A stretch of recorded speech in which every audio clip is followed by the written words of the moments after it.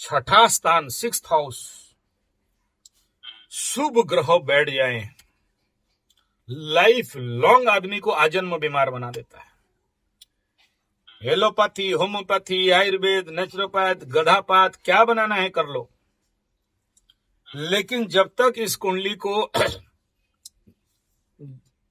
Astrologically heal and treat नहीं किया जाए, आपको आरोग्य नहीं देगा। दूसरा ये कि बुद्ध माने बुद्धि, बुद्ध माने व्यवसाय, कहां बैठा, रोग रिपु ऋण के घर में। तो आपका दिमाग में जो बुद्धि चलता है IT in medicine and medical treatment, तो आपका बुद्धि जाके वहां बैठ गया। ओके, हाँ, एक पॉजिटिव पार्ट यह कहा जाएगा कि भाग्येश और जो बुद्ध है वो एज ए अष्टमाधिपति in 6th house is a Rajyog. और ये कैसा राजयोग बनता है, विपरीत राजयोग। तो जिसके लिए आपको पैसा कहां से दे रहा है, मेडिकल ग्राउंड से दे रहा है, या मेडिकल का जो भी research and all this thing. This is 6th house, disease and enemy, रोग रिपु एंड ऋण, लोन।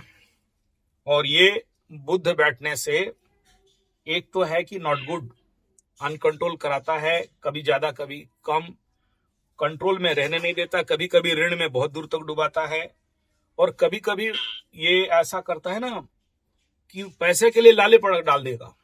मतलब है आपको, आपका बुद्धि में है कि अरे यार मेरे पास बहुत पैसा है, जिसको बोलते हैं ना कि मैंने अकाउंट में गिनती नहीं किया, लेकिन मैं अपने आप को हेलुसिनेट कर रहा हूँ, सोच रहा हूँ कि मेरे पास बहुत पैसा है। मतलब वो बोलता है ना, हम बड़ा एकदम पैसा ही पैसा है, लेकिन अंदर ढूंढोगे तो कम रहेगा या नहीं रहेगा, या जो आपके सोच से। तो इसमें ये लोग क्या होता है ना, अकाउंटेबिलिटी में कमी। मतलब आप अनकंट्रोल खर्चा जिसको बोलते हैं कि मतलब ऐसे समझो, बुद्धि is the part, discrimination between right and wrong. आप सही निर्णय लेने में कमी करोगे लाइफ में।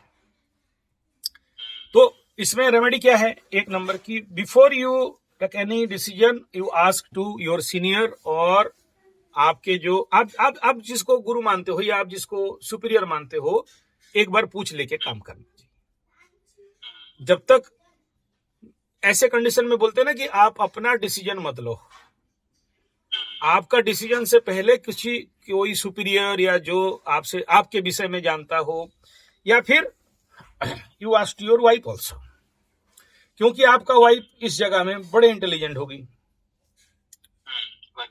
ठीक है, और शादी से पहले लेकिन उतना इंटेलिजेंट नहीं होगी।